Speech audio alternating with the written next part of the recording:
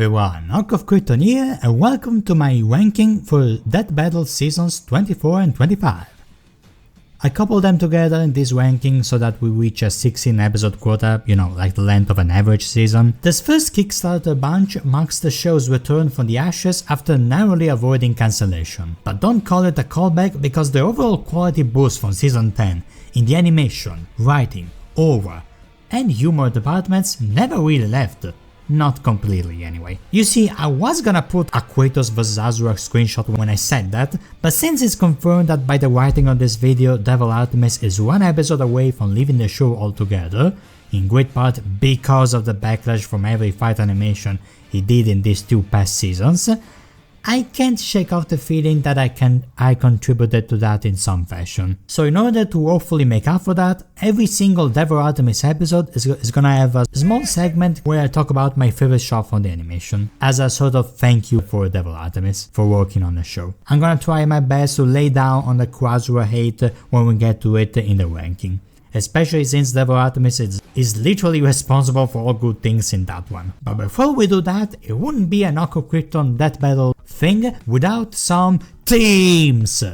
Get it? It's like when MatPat said lore, aka which narrative ideas are pit against one another in this matchup. Let's recover the 4 Kickstarter Death Battle episodes I didn't write a theme for yet, either because I was too busy debunking a questionably scaled squabble between fathers, didn't really care, or didn't really have material time for Omni-Man vs Bardock. Believe it or not, this was the hardest fight to think of a narrative theme for, mostly due to how much Nolan winning just screws up things on the power scaling and thematic side of things.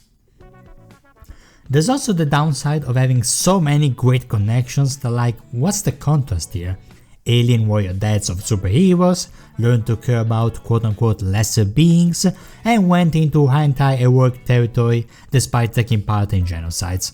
They're both strong and fast, aren't really the evilest members of their empires either. The only major differences between the two is Nolan's much calmer and more cool-headed demeanor while fighting, especially compared to the loud and brash Saiyan. So let's get into the combat approach. Bardock shoots freaking laser beams, returns to monkey and takes on a golden god form, whereas Nolan is mostly a close-range combatant who values practicality over flashiness. This contrast being accurate to both is an highlight in the animation, and I also think it makes Omni Bardock our very first practical versus flashy episode. The other death fight with controversial scaling was similarly difficult to find a theme for, mainly because again the humongous connection list between the two, which in retrospect is probably stronger than the actual fight potential, and that fact maybe blinded me a bit back when I was more into this matchup than I am now. So luckily I had help for this one. Kinjo Rex brought up a brilliant point about Kwekwe and Azuzu's contrasting relationship with the concept of change. Kratos was ultimately a broken man that managed to put his pieces back together for a second chance at life, making sure his son never goes down the same path and just working for a better future in general.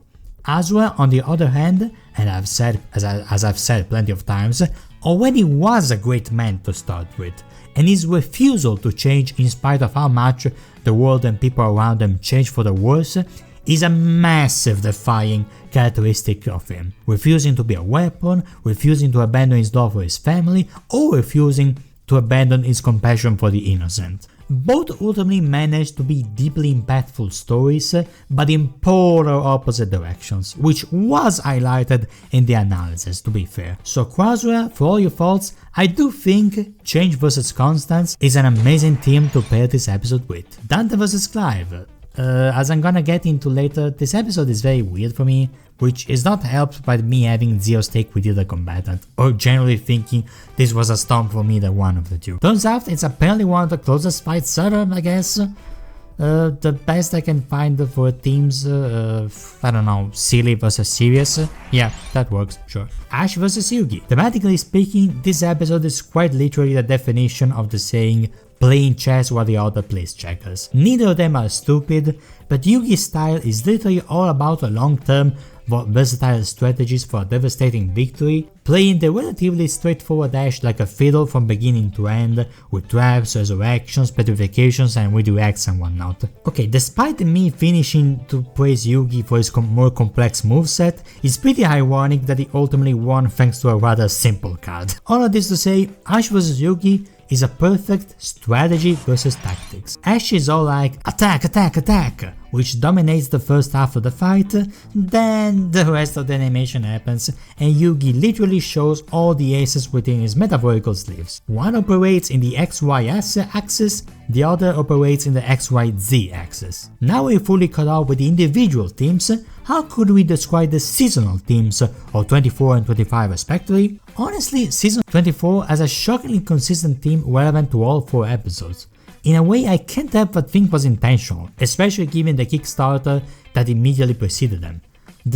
I'm talking about bonds and community. Both Bardock and Nolan got redeemed, narratively and in-universally, because of the bonds they formed with other beings. Joker and Giorno are leaders of their respective groups, plus the former literally weaponizes the power of friendship. Bowser wins due to his superior camaraderie and teamwork with his loyal subjects under his protection, whereas Eggman is a loner, and both Among Us and Fall Guys feature games played in teams of people. Again, only fitting for this season to be this strongly themed after the wonderful things we can do by working together, considering it exists because of Death Battle fans doing exactly that. Seriously, y'all are amazing. Absolute cinema. But if season 24 has one hell of a team, season 25's team is hell period. Like, as in hell itself. Because nothing short of 2/3 of this season feature 1 or 2 combatants that visited or are linked to a version of Hell/Afterlife, making the theme for this season Hell/Afterlife. I have no reason to think this was intentional, but man, it does make this season feel edgier than it really is, you know? Like it's kinda funny how Simon Kyle fits more in season 10, which was a huge space adventure by comparison. And it's funny when you realize the one actually horror-centric episode was one of the more grounded ones, which in turn is accompanied by another grounded episode, and then again, Simon Kyle just skyrockets to the stars. Alright, enough autistic yapping. Time to get into the actual ranking video. Disclaimers, this is all my opinion. I will judge a Death Battle episode by the overall experience instead of just the fight animations, so you know, a good breakdown and a good fight will be ranked differently compared to the bad breakdown and a great fight, and vice versa if both are bad. Comment down below your own ranking of this episode. Like and subscribe, and let's get it.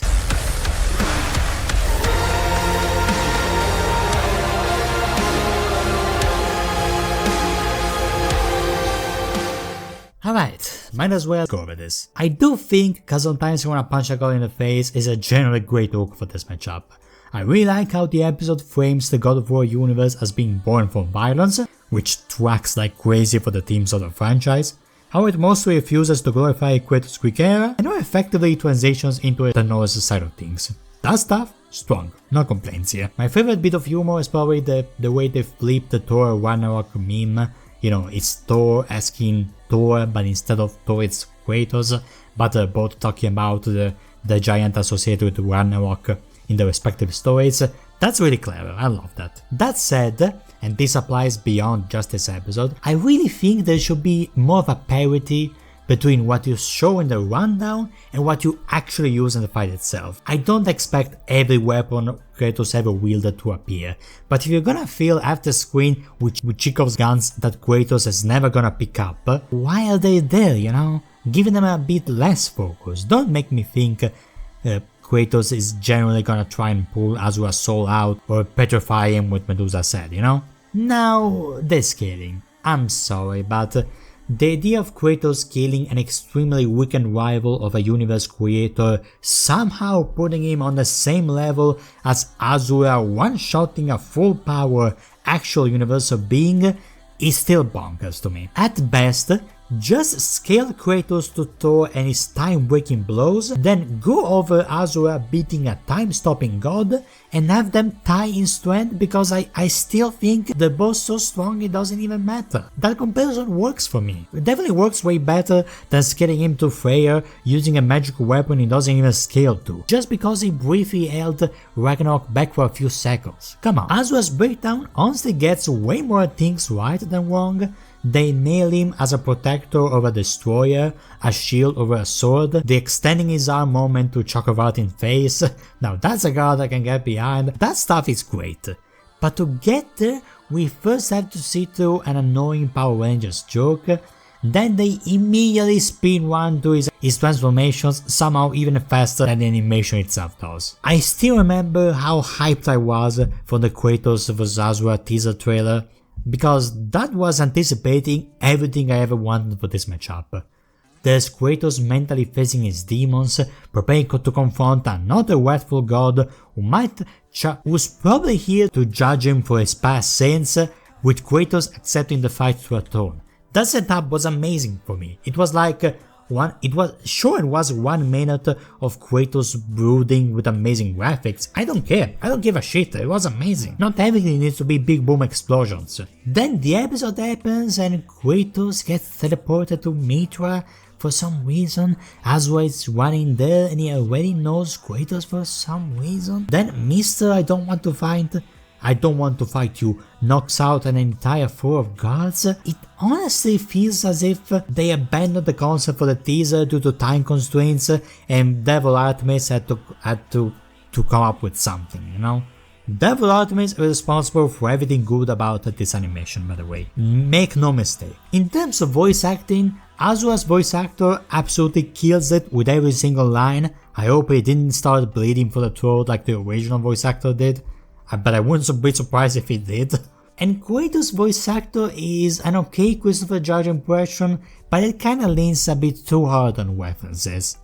It doesn't feel like Kratos, it feels as if someone who really wants to imitate Kratos, you know? And he uses lines from the 2018 game to make you know he's doing Kratos. The musical track Haiti is beautiful, genuinely cinematic, very reminiscent of In Your Belief, but it's also mixed in with the Viking repercussions of God of War 2018, and the lyrics are something to behold, absolutely beautiful. I love how it chimes in on a almost somber note when Asura and Kratos first clash, almost to undercut the tragic violence of them trying to kill each other. It reminds me of when angry Baymax in Big Hero 6 didn't get a badass team but a more sad one, because it is sad for Baymax to be this violent. There's some neat Baldur references, some fun combo breaking blitzes, but Asura's forms change way too quickly. It whacks the pacing. I also don't really like Kratos comparing Asura to his past self, or Asura not immediately rejecting that notion. Only one of these characters is a protective deity from start to finish, and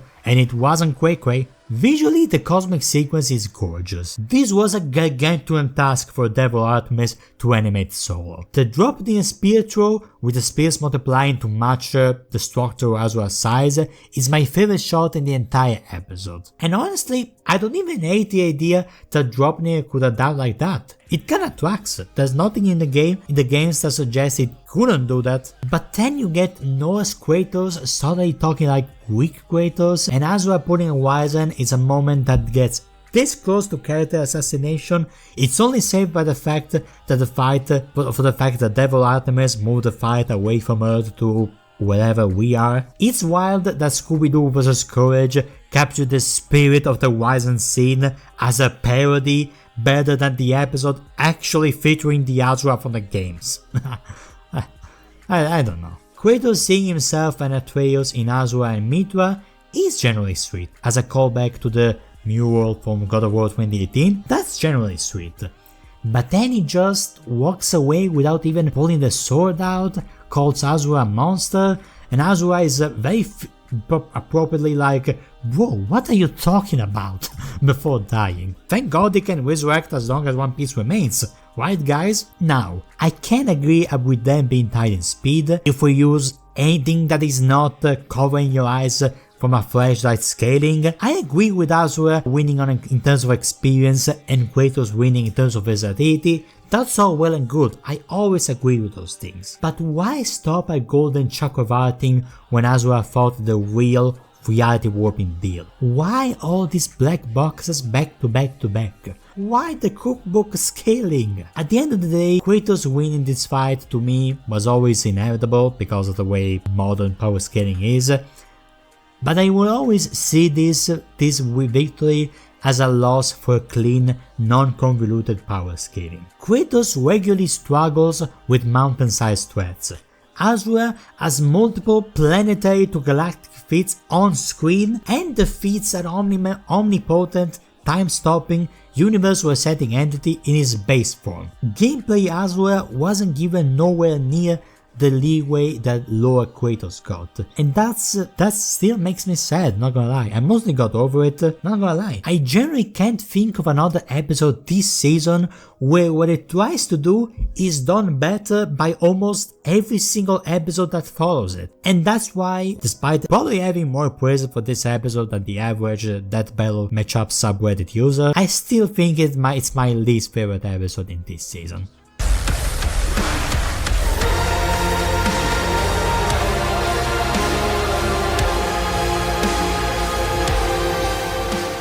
I am honestly not sure what happened with this episode, honest.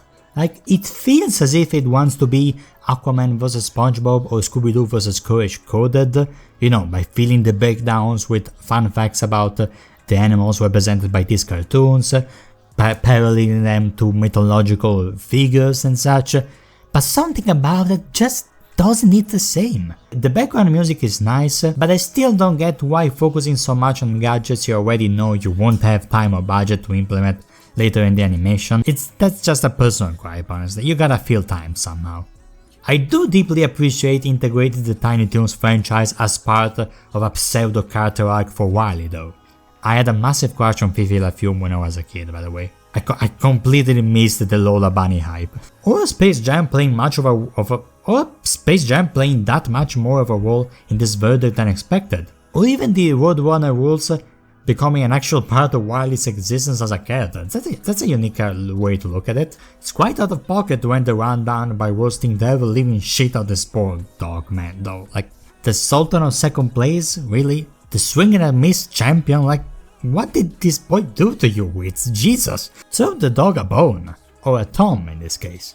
I appreciate the dedication of putting on screen every single meme Tom is responsible for creating. The mobile game side tangent is entertaining, and yet the most absurd thing to me is Robin Starling being given a title card as if she haven't meant anything or was ever an integral part of the Tom and Jerry mythos. Like, even she's surprised at how much screen time she's getting here. Like, why? I only know you because of Nostalgia Critic Review, lady. And why focus so much on the origin of the name? I don't get it. It just gets so much unnecessary focus for a finishing joke that doesn't feel worth it at all. Like they found a gimmick and decided it was worth ignoring anything else over. Okay, the fight itself. The track starts with its immediately nostalgic tune that sucked me in right away, because how couldn't it, honestly? We get some neat character establishing as if this was an actual crossover, which I'm still shocked it doesn't actually happen. I'm not entirely sure what this war segment was getting at, but it goes hard as hell, I guess. I wish it could comment about how hilarious this gang was, but sorry, Tom losing so many of his lives in one super threw me for a loop. I wasn't expecting a whole subplot of Tom waving by at Spawn and Doomslayer as he goes down in hell to gather them all, but like, the idea flew in my head and they teased at it during the breakdown, so you know, you can't expect to not mention it, you know? I actually really like the vast majority of everything after this point though. Like Wily's natural speed catching up to Tom's artificially enhanced one, this visual gag, the double whammy at the tunnel that probably made me laugh harder than any parody of this trope I've ever seen, Wily screwing himself over through by drawing a one-paging truck, the previous fourth wall break error, and the shut up way that Tom shutters Wily signs over his head. Just great humor. Or the sheer panic when he immediately puts together what the entire Toon Force gun is there to do. Yeah, appropriate reaction. The outcome was a tad surprising, but not too much. But honestly, not too much when you look at the full picture. Like, Looney Tunes has always had crazy comic book level multiversal shit compared to Tom and Jerry. So if you want to see two animals going at it without supporting something morally eerie, look out for the ones that fit the description of feisty, toony, and just a little loony.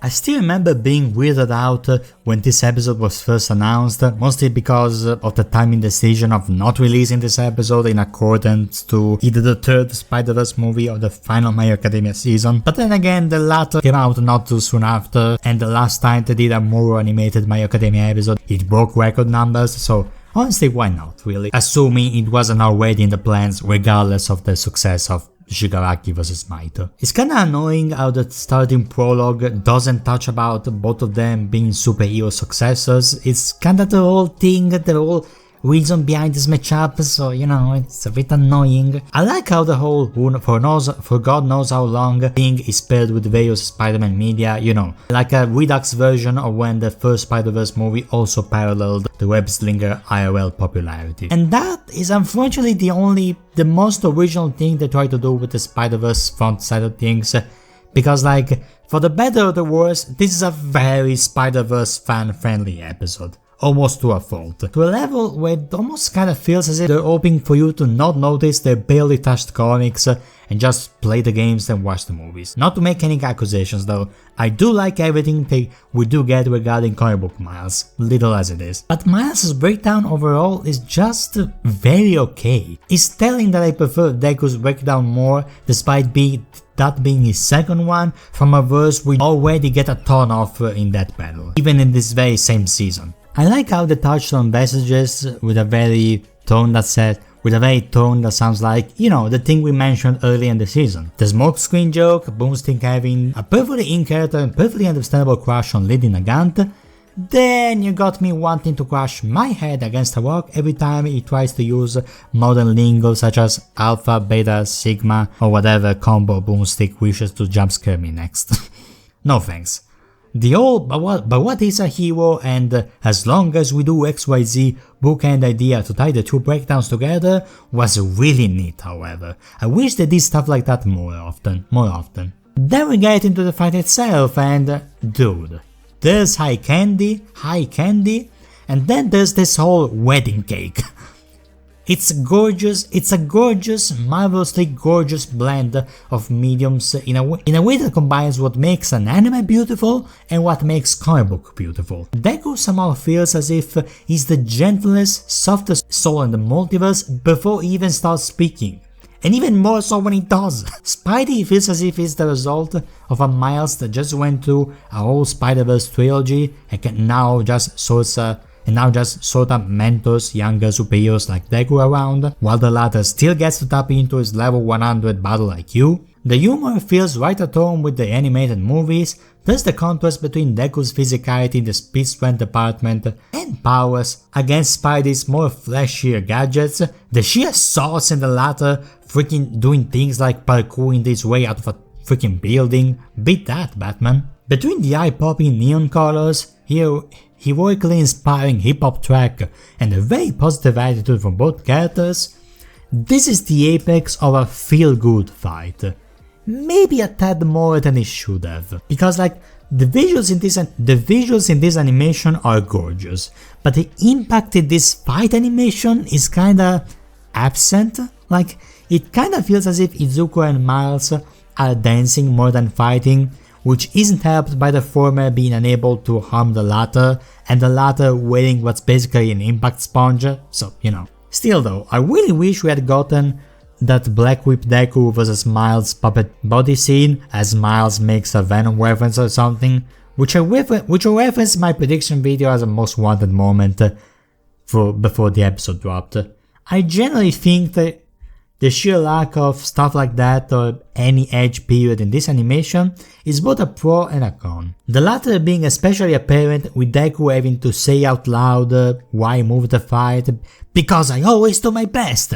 As if we couldn't put those details together, or as if we forgot what your name meant, little bro. Like, you know? Given Deku's concerned expression, a scream that sounds like it could belong to either voice actor, and his monochromatic body hitting the ground quite roughly, am I the only one that got semi-baited into thinking this was a Deku L? Like, I swear, I got scared for a few seconds there.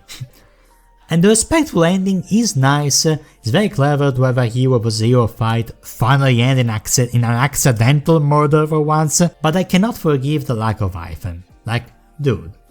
This makes Deku almost feel like as if he's a child discovering Spider-Man for the first time, which actually that's exactly what he is in the fight, so never mind.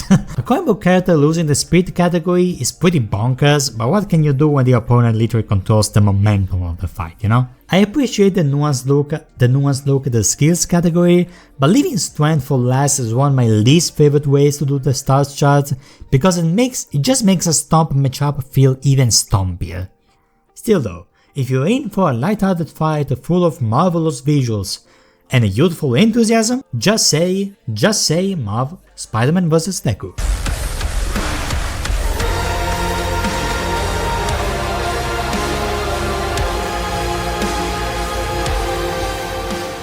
The other controversial death fight on this lineup. Funny how it happened twice. So, now that the Sun Disc dust has settled, what is this episode? Is it good?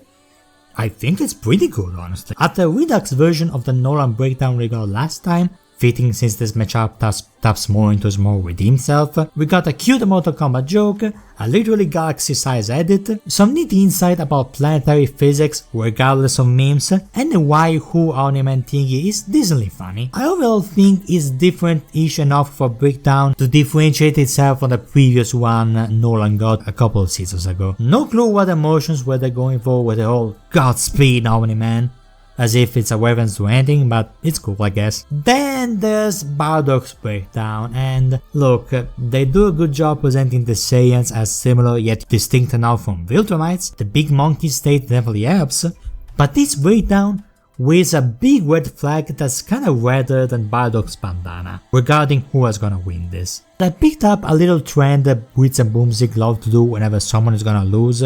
They sound as if they're trying to sell you a character. I mean stuff like calling Godzilla immortal, returning to Zero being described as unbeatable, saying Vader defeated Obi-Wan despite that not being the case, whatever this is. And yes, Bardock's description as a brutal fighter that's gonna mess you up in so many different ways, you know, as if that's gonna be relevant to know before figuring out if he actually has the strength and speed to Wally Nolan on that department. And even as someone still outside the Dragon Ball side of things more than the opposite, I can't help but think the justification of Bardock getting Super Saiyan is kinda reachy, thematically beautiful, sure, but at a certain point you might as well composite Bardock and go over why that version gets Super Saiyan in his compositing process. As it is, Super Saiyan Bardock kinda feels like that battle's own potential man, you know? All ifs and no is. Hey, do you wanna know what does not need what ifs in order to work however? The fight itself. Make no mistake, it's pretty damn good. Especially the Dragon Ball side of things. Traxa looks great in 3D as well, and Omni-Man's model looks fine for an original model, it's perfectly fine. I love how much Nolan's intelligence and no-nonsense attitude are forefront in his fighting style. His scuffle against the Great Ape is awesome, the sound effects, the choreography, the voice actors give it their all. Yeah, let's talk about dialogue. I used to be in favor of the one bit where they mention their sons, mainly because it taps into their connections and it's really funny to have Bardock unironically go, "You can't beat Goku though!" But nowadays, I think it's kinda forced and not really similar to how either of them talks, so that's more on the writing team. My delightfully Artemis pick for this episode is honestly everything about this Blue Star climax, which I think makes for one of the most visually compelling atmospheres, no pun intended, in the show's history. The blue hue baiting both characters, the intensity of it all, the golden blare of Super Saiyan Bardock clashing against the dark space, the music going all out in the most triumphant way known to man. Okay, just everything about the Super Saiyan Bardock, honestly.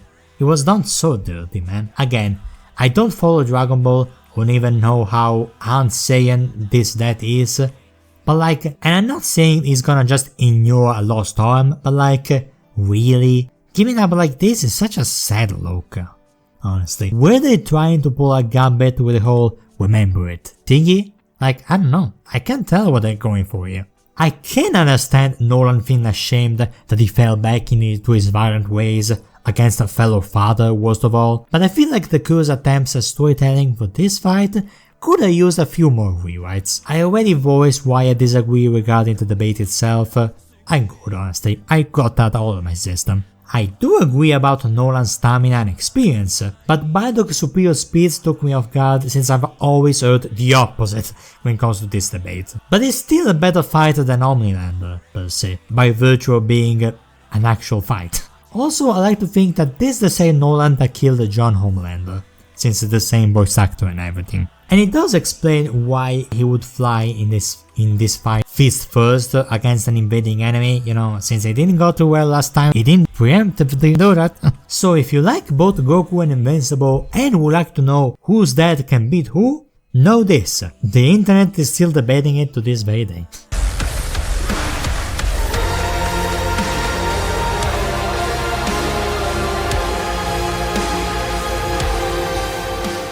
Sometimes there's a group project and you can just tell which part the team had more fun making and which was just procedure.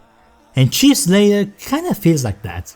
Master Chief's breakdown is serviceable, the infantry joke is the major highlight for me, Kid Master Chief gave me major Clone Wars Boba Fett vibes, there's a neat dive into his weapons, armors and skills, in one of the very few instances where that's actually what they're gonna look at today, and the scaling is pretty clean. It sure is refreshing to hear about speeds as grounded as cheetah level. Unfortunately, it kinda fails to draw me into John as a character. You know, I never really been head over heels for the badass early 2000s soldier type as already, or the can't argue the results joke for that matter, or the Mjolnir pronunciation joke in the big 2020s, or how hard it is to keep paying attention as Boomstick lists gun after gun after gun after gun, or how Cortana being attractive is somehow meant to be a new concept, or the new one being brushed off honestly. Yeah, not is unfortunately just okay. Now the Doomsdayer's rundown on the other hand, oh boy, it's a night and day difference. Sun and moon. Moon! Like the two moons on Mars that are currently haunted by demons, which immediately drew me in faster than any super soldier plot rehash could ever hope to do. Sprinkle that in with this mysterious figure with an unknown past and identity, a Joker level amount of multiple backstories, and suddenly I'm not bored out of my mind when they immediately jump into the weapons, because it fits perfectly into the testosterone overdose vibe this whole analysis is clearly going for. For the better or worse. The lore dumps and meme nods are very well integrated, there's this oddly consistent nostalgic vibe with the 90s/2000s pop culture references, from Terminator to Home Alone, and I am glad they went for actual gameplay scaling with the steel door and everything, rather than more lore battles and lore stuff. Background music is a banger, and ending it all by going over the Slayer being sealed like was fucking apocalypse or something, is just a perfect bow to finish describing this monstrosity of a man. I love how even the first half of the fight feels. It's like watching two tanky super soldiers with different approaches having a relatively fair clash of tactics and weapons, with one betting on strength and bulldozing while the other relies on agility and clever tactics, like propelling himself with a grenade launcher. Halo to Hell kicks in with the Halo quads at the perfect moment, conveying a clash of video game legends, but as badass as this Undertaker/Jason Voorhees coded move was for the Slayer, it also heralds the animation stopping to pretend this was a fair fight and dives straight into stomp territory, as the fairness between the two slowly burns away like lava.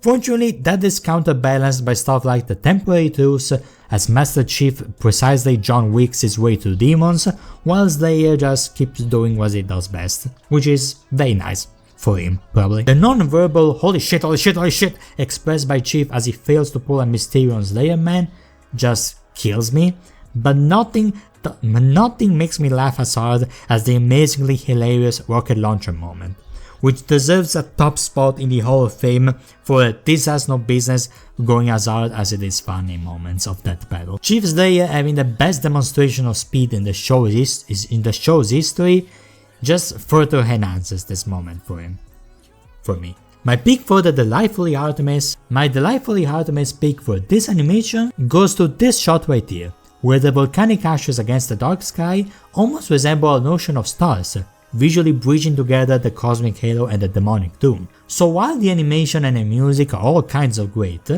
unfortunately you also got stuff like Cortana kinda disappointing in the performance department, not getting a laser sword vs Crucible clash at the end, even though Mr. Motibex and Lipton at least went down fighting. And above all else, Doomslayer getting his meme characterization of just killing anything that moves, leading to him desecrating the corpse of someone he just fought demons with minutes earlier, I'm not a big fan of that.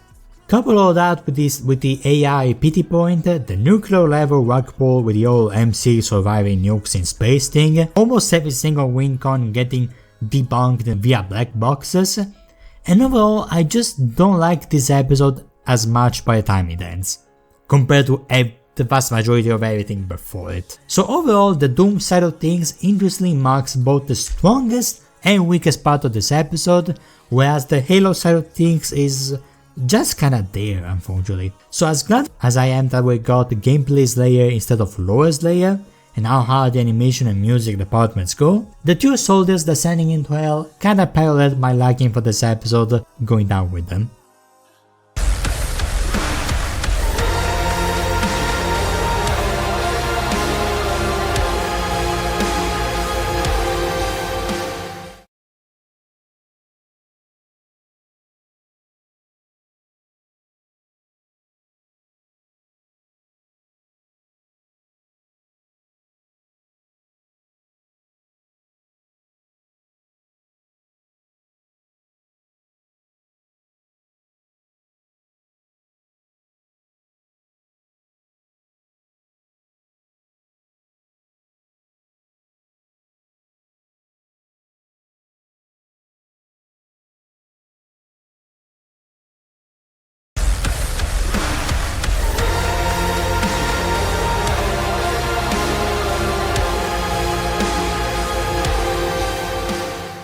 As far as vampire-themed Halloween specials go, they can't be all Dio vs Alucard, but they can still be pretty damn great. The comic book editing has yet to disappoint, I love the spooky hip-hop background music, the in-depth look at both combatants' fighting styles, and yeah, Blade is shockingly Alucard-else encoded, holy shit.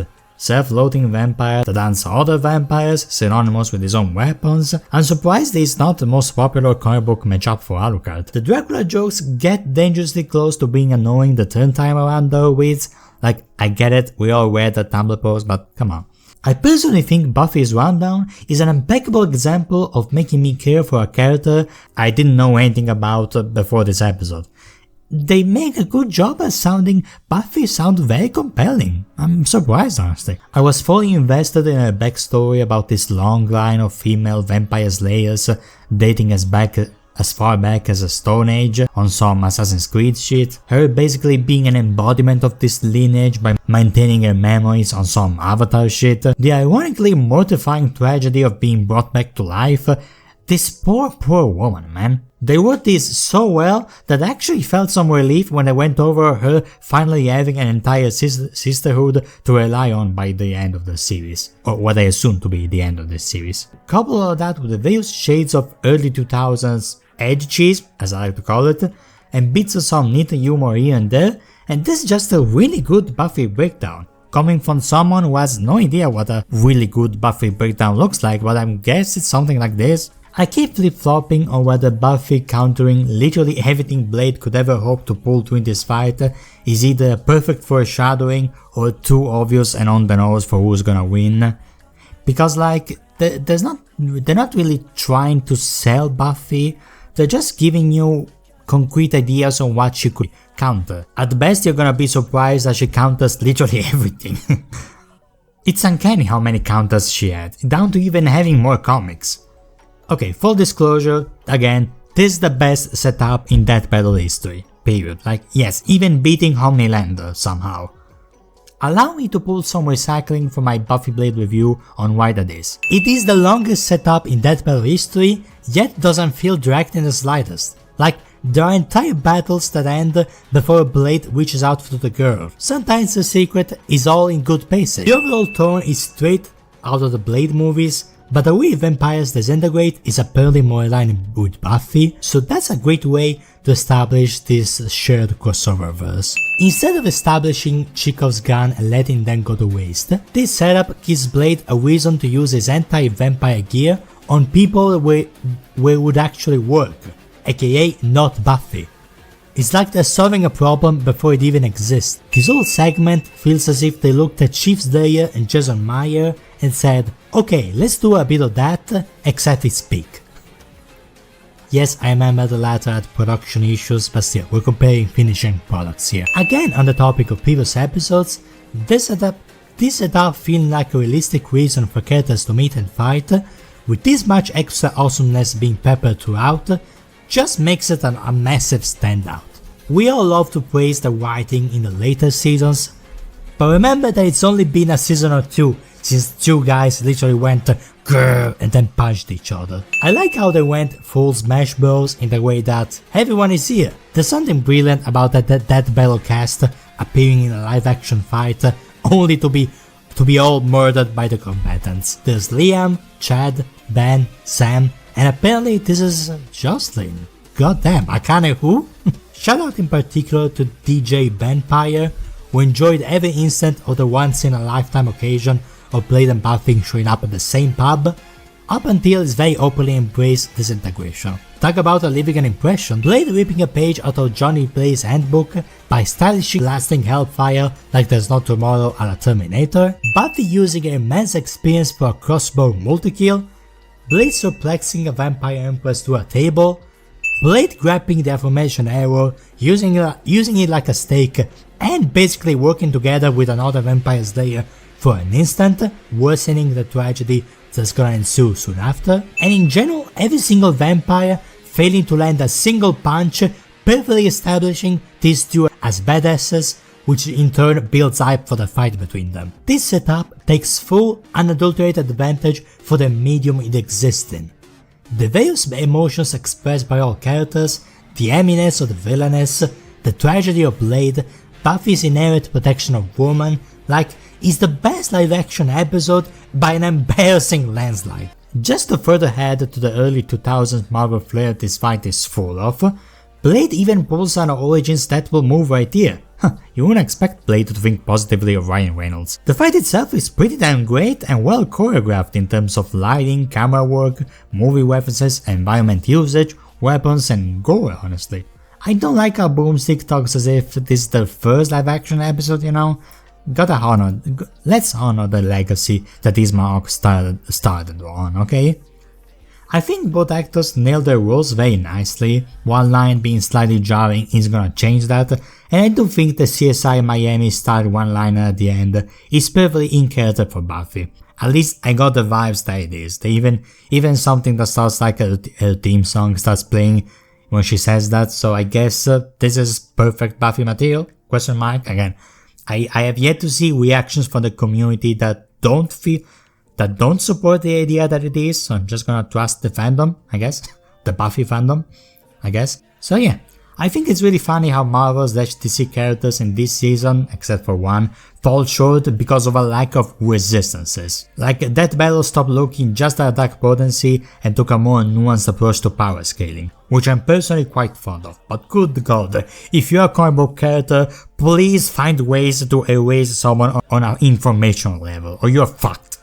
Anyway, yeah, great episode, but it's not really about characters I'm crazy over. I don't have anything against it, but I just don't really care for Buffy or Slade. I mean, I care a bit more about Buffy now, if that's something I can praise the episode for besides being a great episode.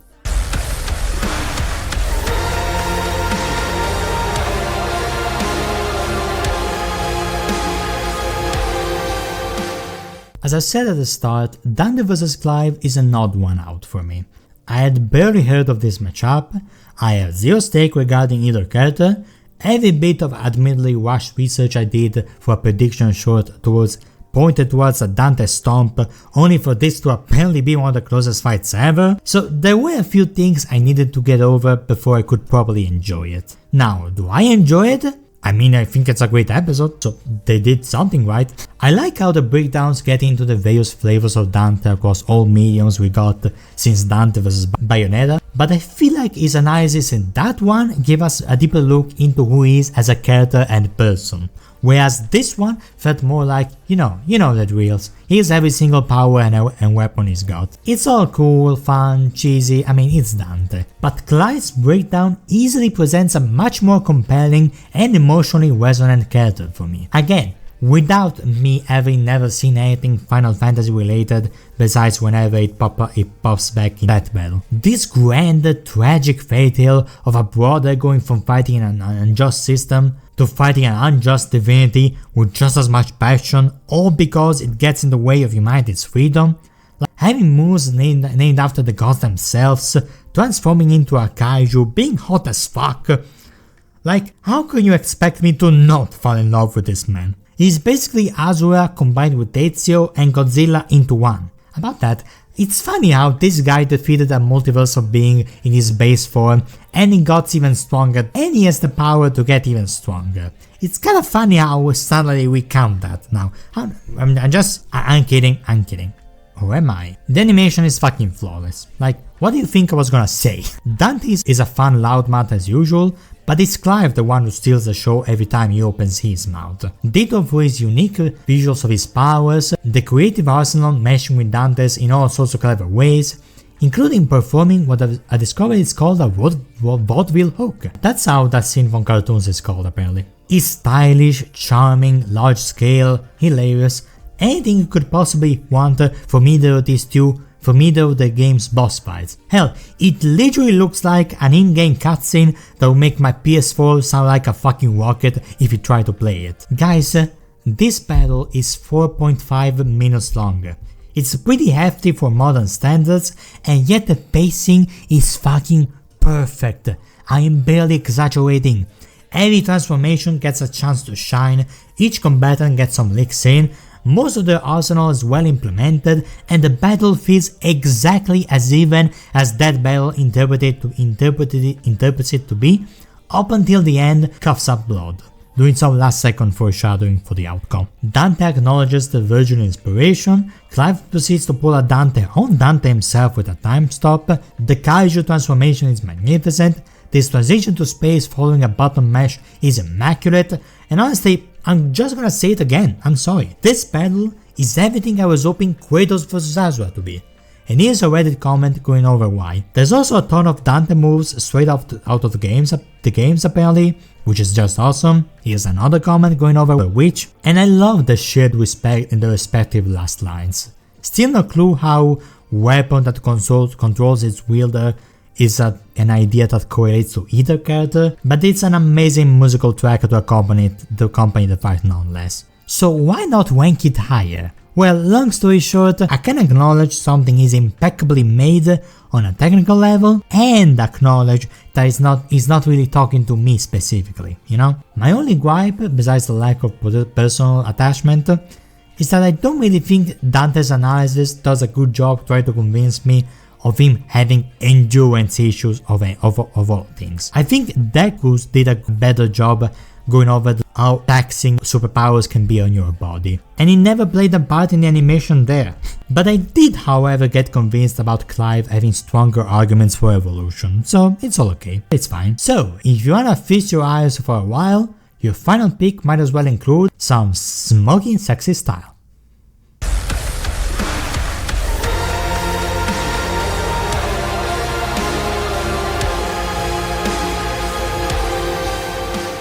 What do you mean? Holy shit, someone do this, Boomstick. You saw this panel 3 times.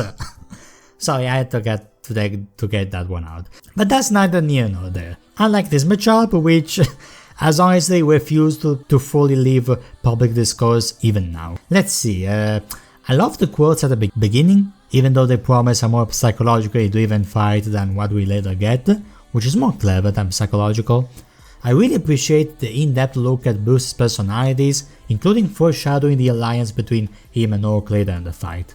The escalation of cosmic feats makes you think it was gonna be just another Orc breakdown, but then Bruce Banner gets a whole limelight segment about his genius and technological expertise, his resourcefulness and so on, which is already an awesome way to respect the character and set this one down apart from previous ones. In my reaction, I was asking which Orc they were gonna use to set this episode apart, after Worldbreaker and Devil Orc against Doomsday and Broly. Turns out that the spotlight Orc in this episode was Banner himself. So all these were just foreshadowing for later, and it gets it's just the best surprise ever when Bruce actually pops up in the fight. Silly but triumphant music wraps up a deep question with a simple answer, leading us into Goji's rundown.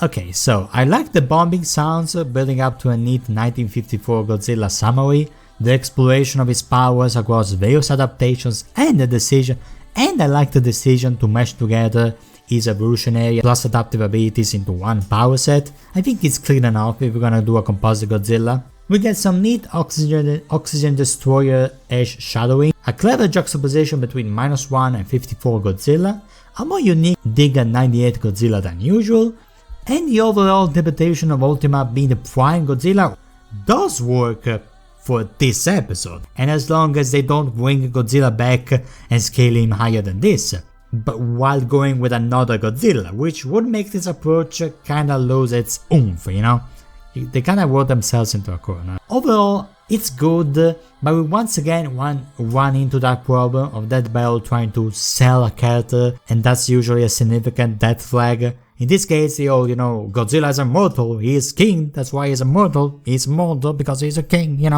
It's kinda too on the nose, I'm not gonna hold back regarding how much I love the cinematic feel of the first half. The strength gap between the two being established right away, the humor at how unbothered, if not offended, -1 Goji is at receiving cards to the face, the sheer sense of weight and scale, the camera movements as Orc scales Godzilla as if he was parkouring his way through a mountain, the gnarly jaw whip, building up to the build up to the atomic breath, the sound design and impact in pretty much everything, how annoyed Godzilla seems to be about this pesky green bug forcing his regeneration on and on, which is then matched by the animalistic paw swiping at nothing, followed by a clever usage of his energy blast to avoid a fall.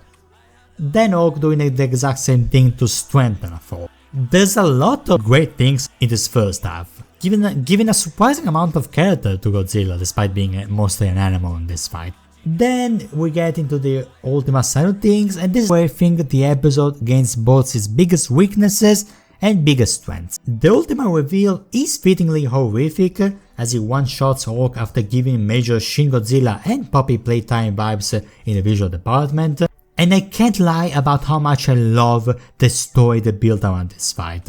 Because for the first time, it's a battle that canonically spans across days. Ultima pulls a freaking Cloverfield on a poor woman recording, you can't expect me to not love that, I love Cloverfield, as he is framed as a final boss that forces Orc and Banner to team up against, making for some great character work. If you wish to hear more of my takes about how beautiful this whole thing is for both Bruce and Godzilla as characters, check out my review. For something I haven't said already, however, I do wish Ultima got a little more to do besides standing there menacingly, It's supposed to be this big narrative exy god, do some things like time travel and save Bruce from the blast so that there's no Orc or something, or blast Orc through various personalities via tail swipe or something, a little bit or something, Make Ultima live up to the hype. I am, however, quite fond of how close this battle was presented. The brief return into dimensional power scaling, even though I fully get if this screenshot right here represents everything you dislike about power scaling. Personally, I think Ultima roaring at Orc across the multiverse like an angry neighbor is a very funny visual. And I love everything regarding Bruce being the tiebreaker. I'm serious. They emphasize his own intelligence and resourcefulness so well that they actually made the "it's like I was made for this" line from Endgame actually sound cool. The winner is Bruce Banner, gonna be one of the coolest death battle endings in the show's history. Sorry, it just goes out in a very indomitable human spirit type of way. Minus the racism. Sorry Warhammer fans. As for my delightfully devilish, probably this shot right here of -1 charging up, or Hulk spreading the clouds, or Ultima menacingly standing there in the horizon, despite that being a critique. It looks it just looks cool, man. There's a lots of great visuals in this one. So overall, I should love this episode and rank it much higher, right? There's still stuff like a Godzilla breakdown that's just okay, Dr. Pepper Godzilla somehow getting more focus than freaking Godzilla in hell, the odd way Ultima looks when it first shown. Also, I swear, the I think I understand moment should have become a meme. I don't get how that didn't happen, like just how stiff Bruce looks, his voice sounding deep, the vagueness in what he's saying. It's just a weird moment. I get it, it's him beginning to understand the archetype and anything, but like when your wife's boyfriend and your wife are in the bedroom, but he leaves Skyrim on the PC and there's an instruction manual for Skyrim right next to it, so you look at the controller like, I think I understand. I never said I'm good at memes, you know?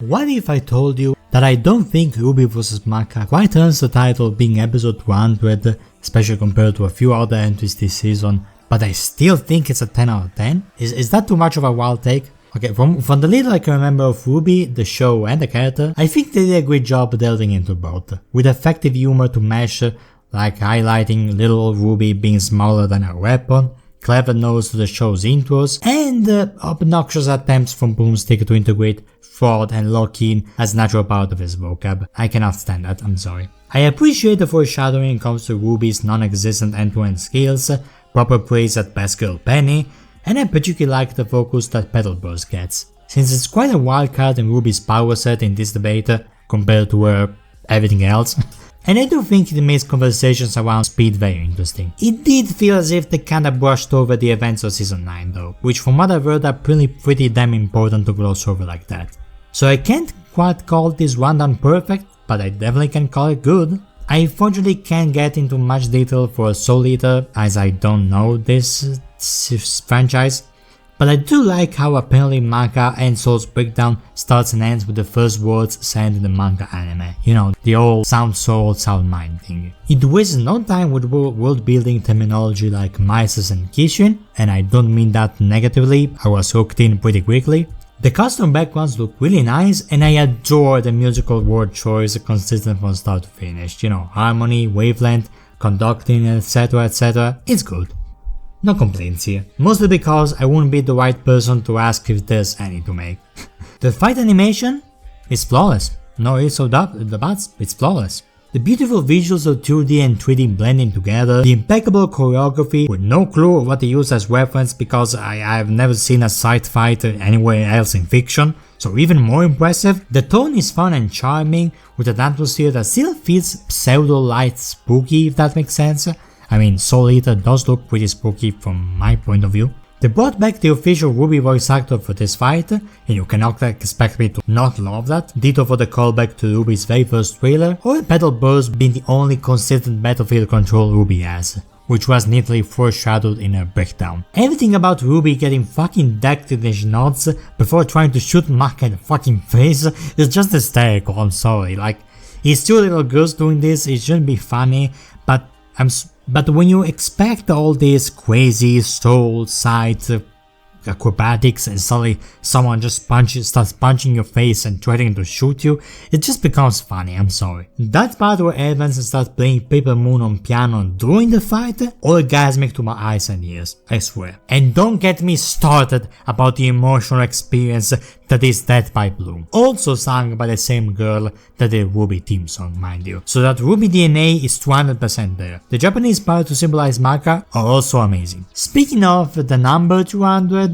I just can't help but think episode 200 should be and feel a little bigger than this. Like, maybe start the episode going over this milestone, the inspiration for Monty Hum to create this entire show. instead of dropping that in the middle to plug your sight.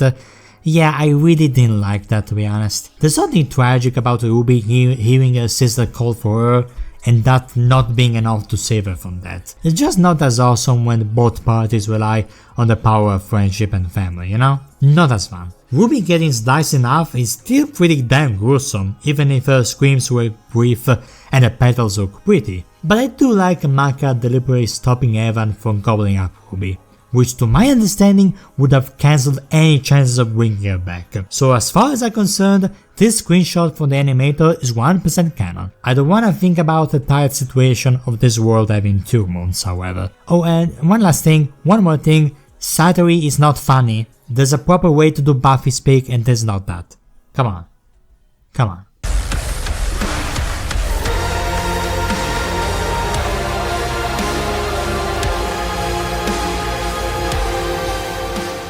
So, how do I make myself sound unbiased while talking about the one episode I didn't want to happen because I didn't want the DC to win again and being seen as boringly overpowered, only for the episode to drop as I get my preferred outcome instead?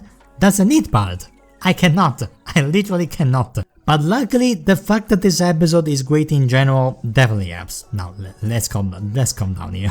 The epitaphs at the start describing the connections to a T, pierce the heavens, conquer infinity, they already got me in a few seconds in. A few seconds in, I already love this episode, believe it or not. The Simon breakdown is flawless. Now, honestly, it does the same thing as the show by making you think Kamina was gonna be the main guy, only to do the best rock pull ever and return the spotlight to Simon at the end. The all fueled by willpower, instantly making the lantern connection obvious. I really like Nia being called Simon's gal pal. It's really adorable, you know, and it fits into their relationship when they were kids. The various spirals used across fiction to explain spiral energy, everything about the dethroning SpongeBob edit, a surprisingly pretty great debut for dimensional power scaling on that battle, best wife in the universe Nia playing a major part in Simon's victory, are you kidding, that's fucking amazing. All to end with a "if every light in the sky is a XYZ line," the same one the anime started with.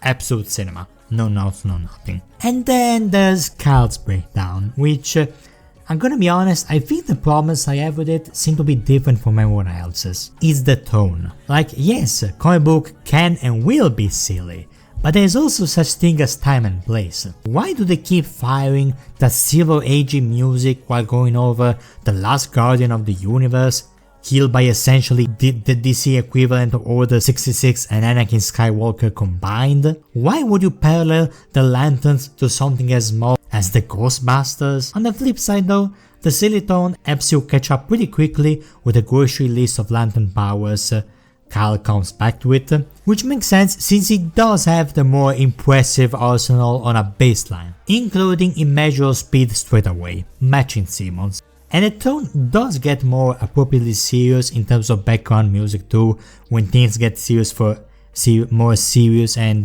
3G for Kyle himself. But that is then followed by a Care Bear, Captain Planet and Johnny Bravo references back to back to back, which kinda hurts that momentum. The ending is nice though, Kyle's self-loathing being both a character trait and a reason for the verdict is that it's the type of stuff I'm gonna praise another episode for later on in the video, but still, it's a cute ending and a nice bookends of him going from receiving wings to giving wings, you know? But for now, I'm just gonna say it. This fight is not Simon featuring Kyle. I know some Simon fans went overboard in the post-victory lap, but that does not justify being unfair to this episode.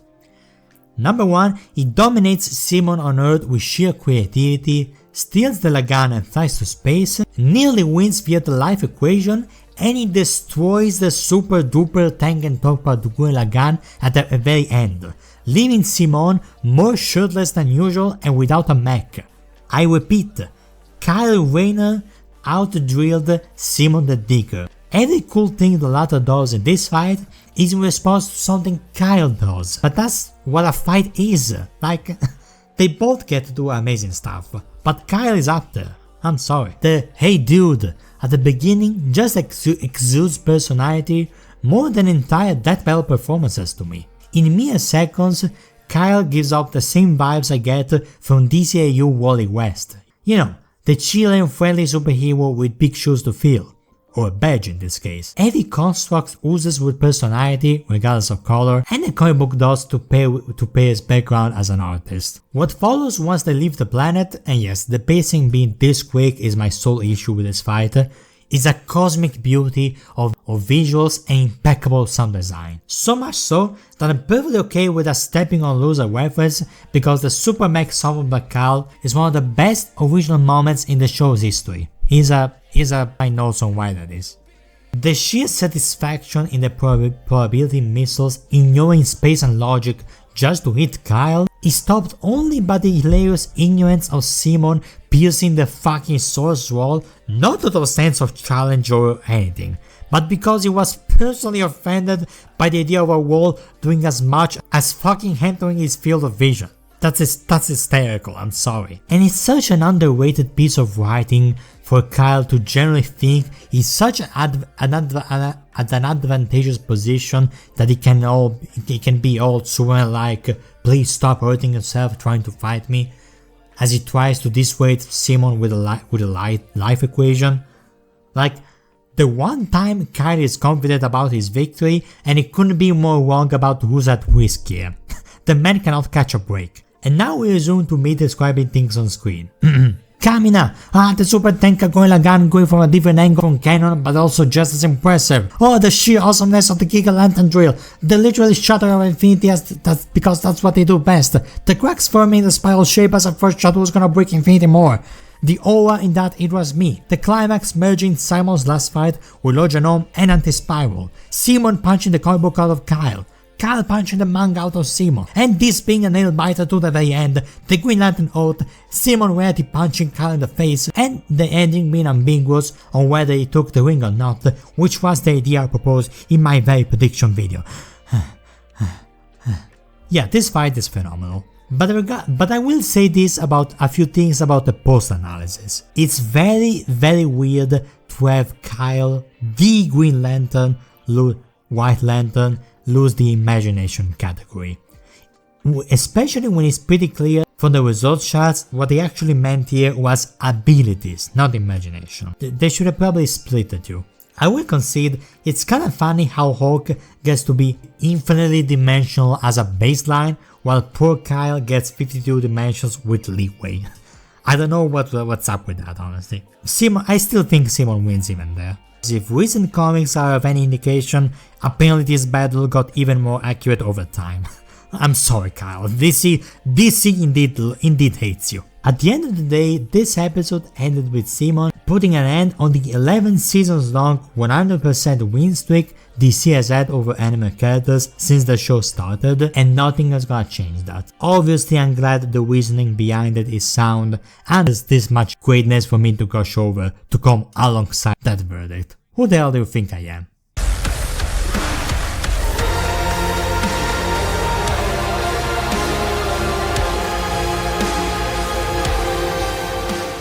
I swear there was a time where this matchup was the most dreaded thing on planet Earth.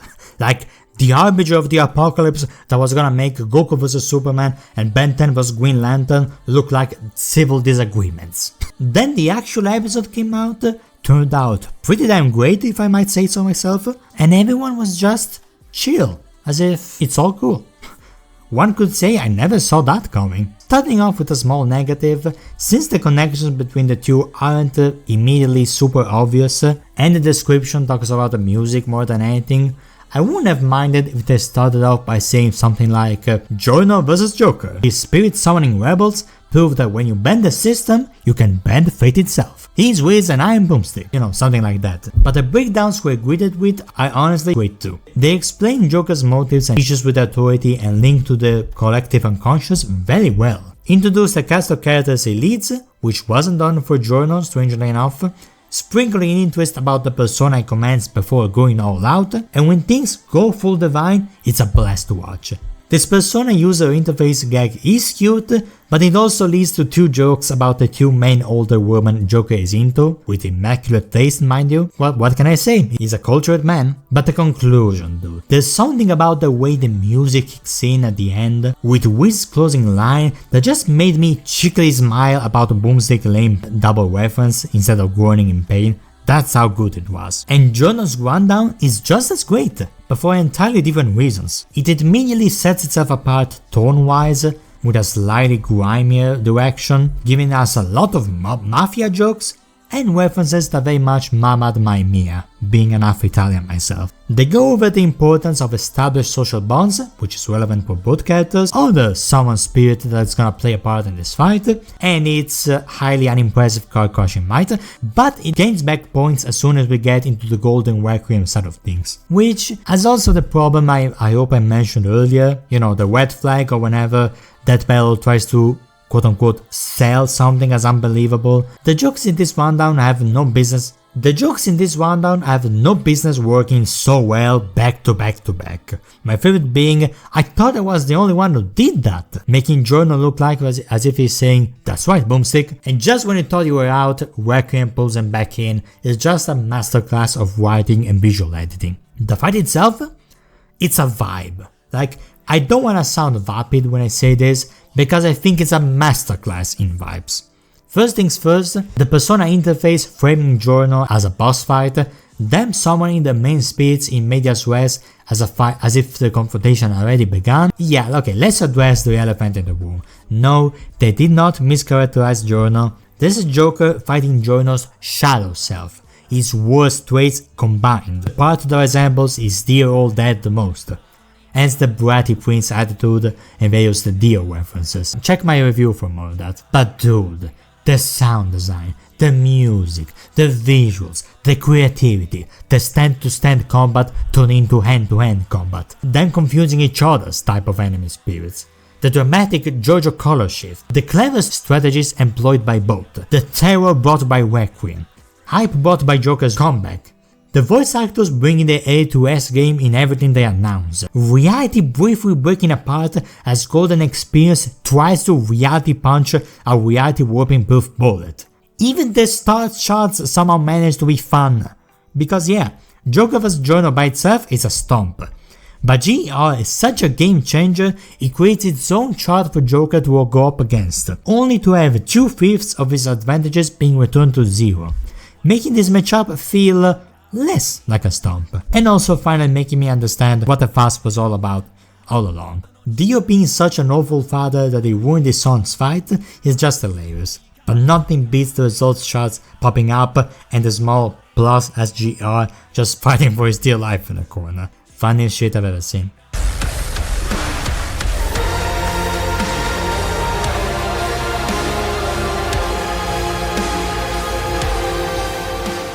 Ash vs Yugi was originally scheduled to be episode 200, and with all the respect and praise I still wanna give to Ruby vs Maka, man, it feels like it. Like, man, this is episode 200 in my heart. The breakdowns are great, the humor is super effective, and they went full mega evolution in the visual editing. I particularly appreciate using Boomstick as a stand-in for obsessive English dub haters, which became only more obnoxious as dubbing became less and less horrible, and I fully relate to Wiz just giving up on reason entirely at the end. Lots of Pokemon jokes that probably flew over my head faster than Team Rocket, but man, it's a feel-good analysis through and through. Yugi and Yami's breakdown, it's even better for me, mostly due to me liking and knowing them way more than Ash vs Pikachu, but I feel like this would be the case even if this rundown was my introduction to all 4 characters. That is how much of a good job they did in terms of editing, humor, fandom jokes, exploring both Yugi and Yami individually or collectively, plus their strategic skills and the victories in the spell card lottery department. A healthy infusion of Yu-Gi-Oh! Abridged and non-abridged references, some surprisingly cosmic stuff, and that final part with the music chiming in, good god, it gives me chills every time. Also, Boomstick delivery when he realizes Yugi was a hero and just couldn't see it was great. To me, this episode is on par with Bowser vs Eggman in pretty much every aspect except for 2. It's better in the sense that I feel like both main combatants got a top tier portrayal from start to finish, but it's quote unquote worse in the sense that there isn't really a lot of personality to the dual monsters vs Pokemon war. There's no zoom ins into smaller matchups.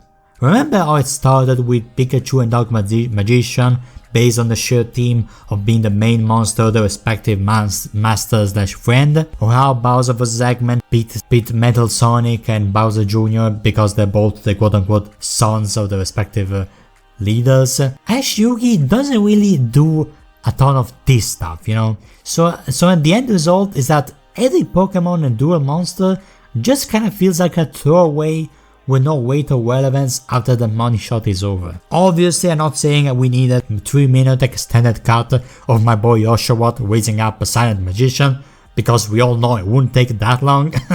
But smaller scenes into this whole out war would have made for a better army fight. Another small gripe I have is the amount of sponsorship interruptions, but honestly, it's a non-existent problem. Have you seen the animation in this one? The beginning is adorable, the voice acting performances are uncannily accurate for all parties involved, the music is fantastic by definition, the charming humor of Pokemon is seamlessly combined with a grand scale of Yu-Gi-Oh! Plenty of horror moments, whether it's Yugi staying up at Pikachu, activating a shield without even flinching, or Solgaleo, is that his entrance? Solgaleo's entrance. And Solgaleo's entrance is probably the first and only time I can safely say a Pokemon made me cream my pants. And from this moment on, it's just an endless streak of banger moment after banger moment after banger moment. Like there's Life of Summoning, the Gengar Possession, the Dark Yugi Sealing, Ash actually pulling in some IQ play, Yami staying down the entire army and finishing the duel by sending the creator of the whole fucking multiverse against this 10-year-old.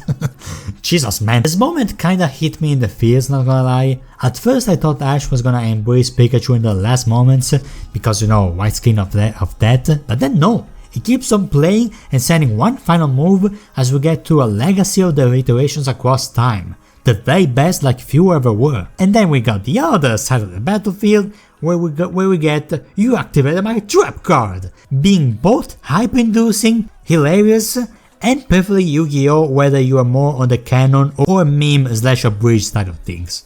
It's a perfect way for Yugi to win. And there's something oddly respectful about Yugi ending Ash by using his own strength against him, rather than a devastating move, you know? The reasoning for who wins is also very sound, so much so that I don't mind ending the season with a "my deck has no pathetic cards, Kaiba."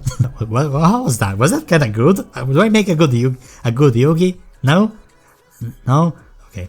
Anyway, it's so good that I don't mind ending the season with what's basically a meme reference. At the end of the day, Ash might have been the monarch, but he took a gamble against the king who shared his name with the game.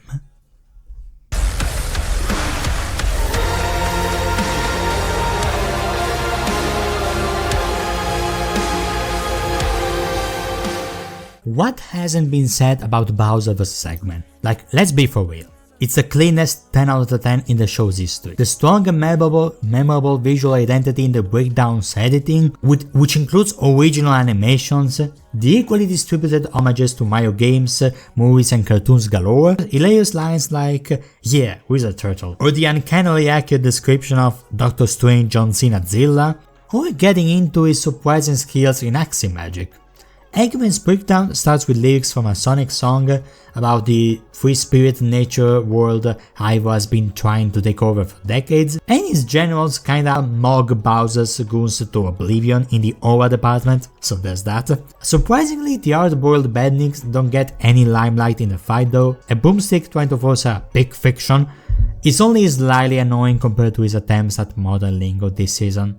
So there's that. The fight itself, man, the fight itself. What am I saying? It was an all-out war that wasted no time establishing Bowser's physical advantages and war magic talents versus Eggman's decks and machinations. The biggest accomplishment in this war, stopping it from being just flashy explosions, and something done better in this episode than a very similar one I'm pretty sure I put right next to it, is that all sides of this war ooze with personality and character, by giving us small matchups inside this matchup, like the clash between the physics-defying Infinite and King Boo the powerhouses Metal Sonic and Kamek, and their kings, the adoptive children Sage and Bowser Jr.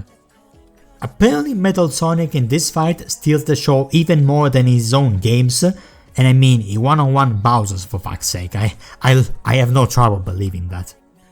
I love the movie-inspired egg robot design, Fury Bowser's everything, his protectiveness for his son and troops, the pretty decent fake out, the sheer you are fucked beyond repair energy of Dry Bowser just slashes smiling at a now alone Eggman, the freaking black flesh he ends the good doctor with. There's zero surprise why this is seen as the best Death Battle fight or musical track, honestly. I really dug the post-analysis part about Bowser being all natural, baby, no tech, no gadgets, no quills, no pillows, no bitches, and probably no battle since he feeds on magic radiation. I think I mixed up my scripts. The alternate scenarios being unique to this episode and animated just because make this war feel even more unique in the scope of the show and the thousands of possibilities it had. Not to mention the fanarts and fanfics it spawned. When the dust has settled though, now that it's been over a year, I gotta admit Eggman was sorta kinda done dirty in comparison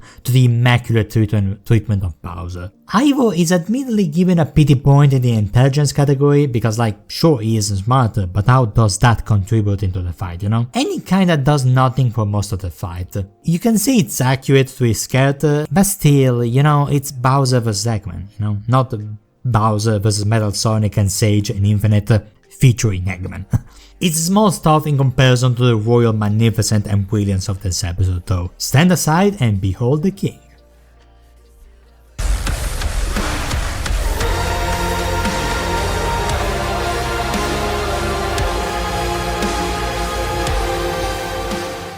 The last Sprite episode as of the time I'm writing this, and man it does not disappoint in the slightest. Do I still stand by the idea of this being the best comic book themed episode? It's fucking Ghost Rider vs Spawn, what do you expect? Kicking things off with what feels like a tragic documentary about the life and times of late stuntman Johnny Blaze, we are visually greeted with the expectedly fantastic comic book editing, the funny reminder that we still don't have a new Johnny Blaze footage to go alongside the narration since the last time Ghost Rider was on the show, so more Nicolas Cage in your face.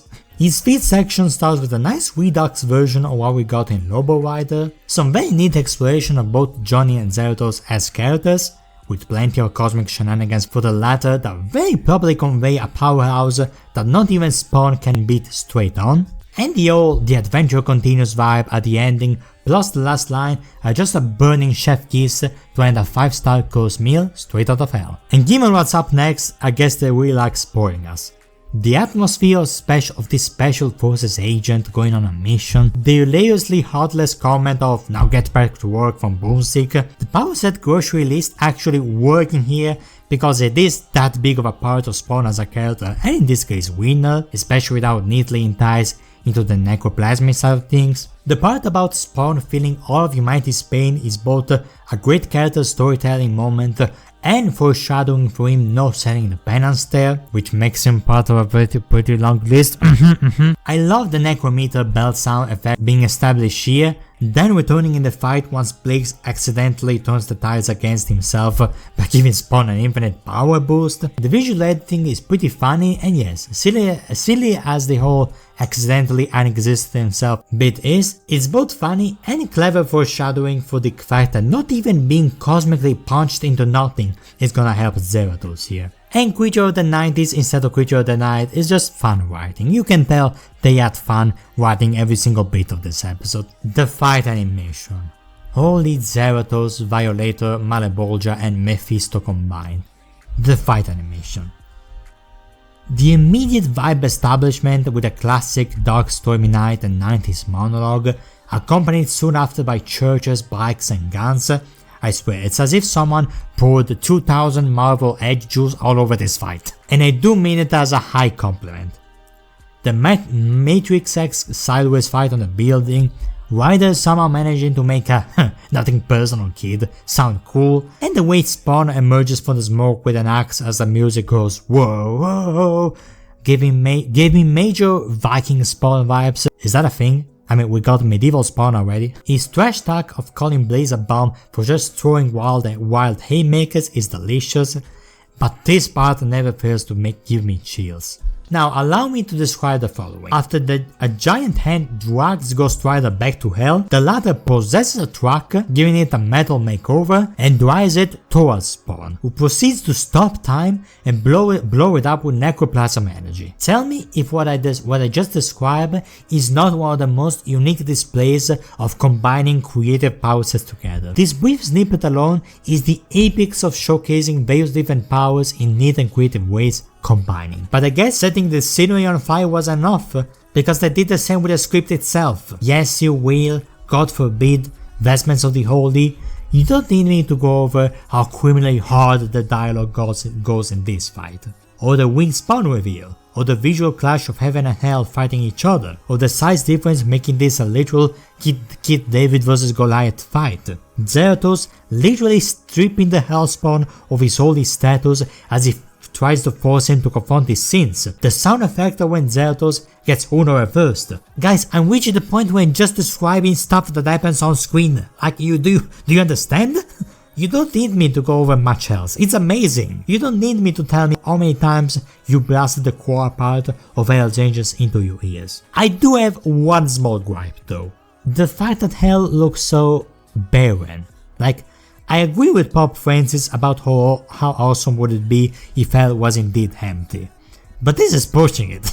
Yet above all else, I love how Spawn never gains advantages on Ghost Rider with pure power alone. It's always either superior skill, versatility, or unpredictable immunities that save his ass, which flawlessly translates into the post-analysis. I love how Johnny holding back Zeratos' power, aka a character trait, ends up playing a major part in his defeat, or his habit of just betting it all or raw power in general. It's kinda funky to see a non-Homelander/Homelander adjacent character share this habit, but what can you do? I love how Resistances plays a major role here, which I think is still unique to this episode as a start chart, but man, it goes hard. Infinitely superior power means very little if the dude you just punch into nothing refuses to stay nothing. Couple all that with Spawn's expertise with souls, an amazing post-analysis, and you end up wrapping up an episode that makes a normally paradoxical sentence "peak as hell" somehow make perfect sense.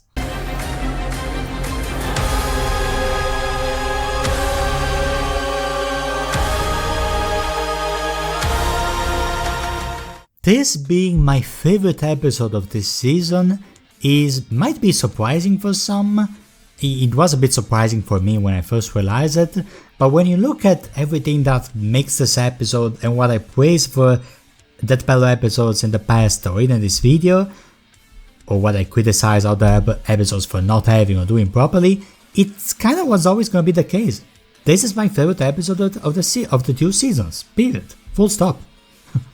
I feel like this episode takes everything that's present in this season and just does it amazingly. I can already start praising this episode from the opening animations that announced them. They announced the characters, like Shigaraki's breakdown is his childhood home, such an intimate, tragic location for his character, which is immediately contrasted with Maito having the massive Shibuya massacre behind them when he's introduced, immediately establishing them as a personal horror versus a human-sized massacre. Perfect.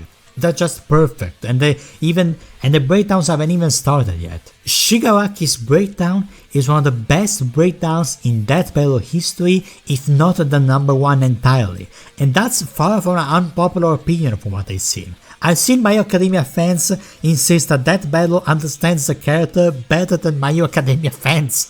How does that happen? The visuals, sound design and transition feel as if it's everything analog horror and horror movies directors want to accomplish every time they have a project in mind. It's the kind of stuff, and then you have Writing Light that end did belong to the devil actually. The music slid us between eerie, creepy and catastrophically apocalyptic, depending on whether we're looking at Shigaraki's inner trauma or the sheer devastation of his powers, and then bam, we take a few steps back and we start exploring his more dorkier side, but how he evolves from that. At the time of this episode, Izuku's presence in this breakdown was the best thing that Battle has ever done with a character at that point. And they actually managed to make the introduction to All Might sound hype, despite how many times we've done it by now on this show. Then we get this Christopher Nolan Dark Knight-esque music as we get into Shiggy climbing the villainous social ladder, and the edits for the body horror, man, dude, the generally repulsive music choices, the ugly visuals, the whole thing feels disgusting in the best way possible. And then you got Boomstick completely breaking the tone by saying, like, my penis. That's honestly, it's so good that it made me laugh, but it didn't break the tone. The writing in saying all for one purpose, the sad piano at the end where I get into what Shigaraki always wanted this whole time. I teared up doing my reaction and I was barely into Shigaraki as a character back then. Like, dude. Flawless. It's flawless. But if Shigaraki's breakdown is analog horror, Maito's is biblical. He's presented less as a supervillain and more like a boogeyman, a myth, a metaphysical being, because that's exactly what he is.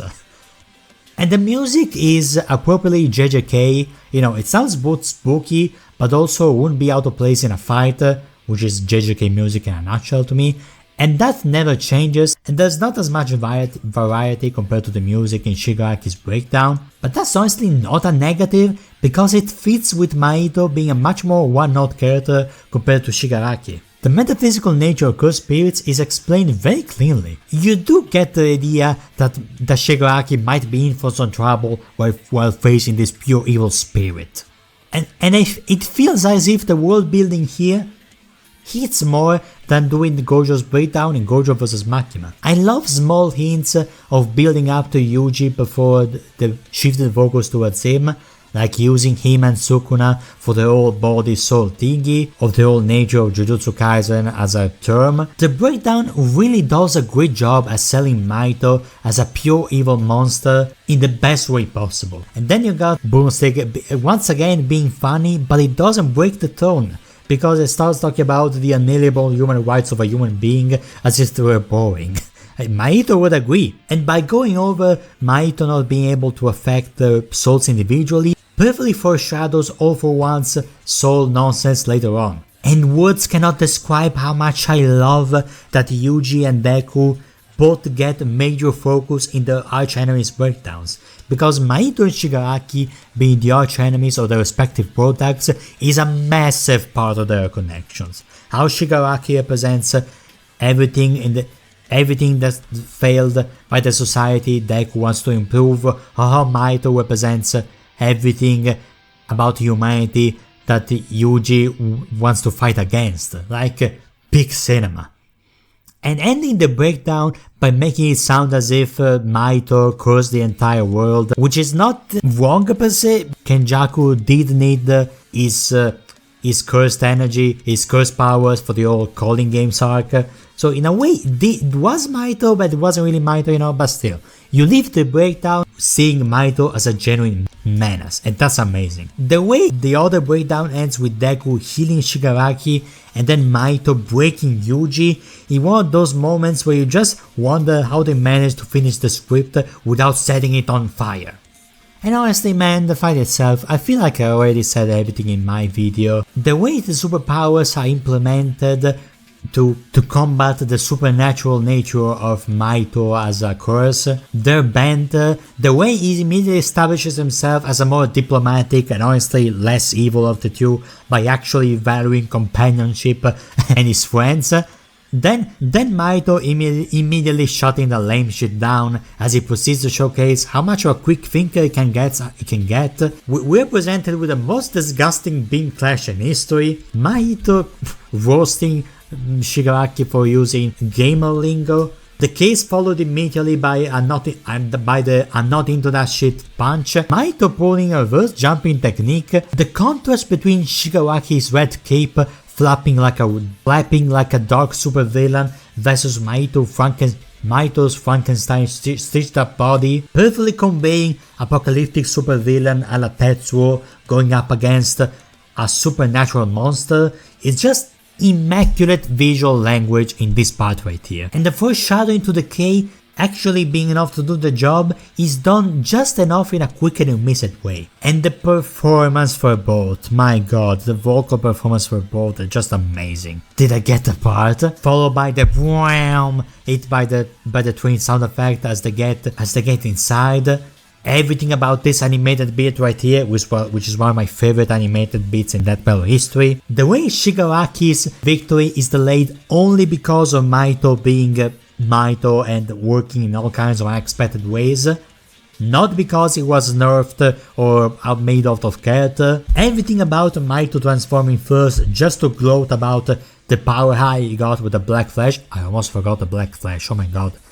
The Black Flash moment, the godlike sound design, the windows shattering, the way the music syncs up. It has no business going this hard.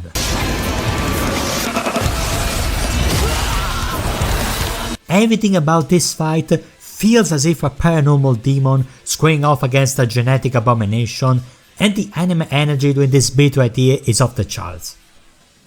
And as if it couldn't get better, the quiet way he announces the domain expansion, the way he tries to enable lecture Shigaraki's childhood, all for one being both protective and objectifying of Shigaraki as its own property, decay affecting fucking metaphysical matter inside the domain, the way Shigaraki looks more like an angel of the apocalypse than the supposed human disaster curse which is currently running like a little bitch, the Uno reversing lecture as the train tunnel slowly wraps around Maito.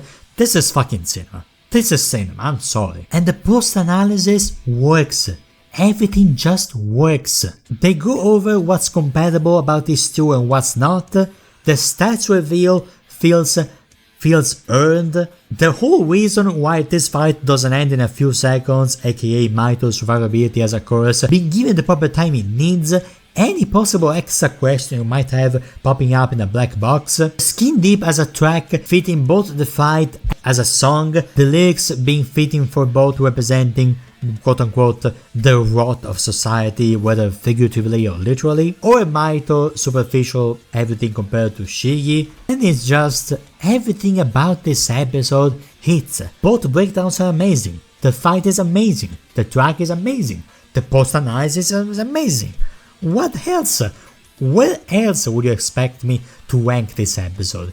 It even gave us Akane, which yes, I ain't gonna see as a positive because I feel like it generated so much creative fan art that I don't mind the gooning, like it's a hot woman, what do you expect? My only criticism, I have one nitpick, just one. I feel like they could have set up decay affecting spiritual matter too a little earlier. It would have been nice to plant that seed earlier before returning to it in the foreshadowing, in the ending conclusion. That's the only thing that I have to say against this episode. No notes. 11 out of fucking 10. If you didn't know, that's the ranking I use for 10 out of 10 episodes that also talk to me in a certain way. Man. So if you're a season 24/25 episode and you think you can top this one, hands off. And that's my ranking for seasons 24 to 25, and man, for the most part, amazing seasons. We've had vastly more really good to great episodes than not.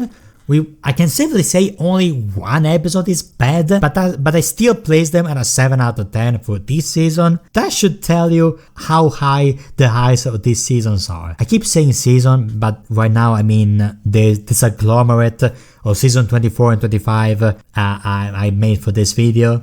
If you want to know my rankings for each season individually, just I don't know, just include season 24 episodes and then the season 25 episodes respectively. That's my ranking for both. And yeah, tomorrow it's when what was it, Ichigo versus Yusuke, I think it's Yusuke, should come out. From what I'm hearing, it's a stomp. It's Ruby vs Maka all over again, but I'm still gonna drop either a reaction or a review in the form of a short to celebrate. In the meantime, drink lots of water, I'll do the same. Honko Quinton, hoping I made the season 24/25 slightly better for you to enjoy. Here's to season 26 tomorrow. Bye!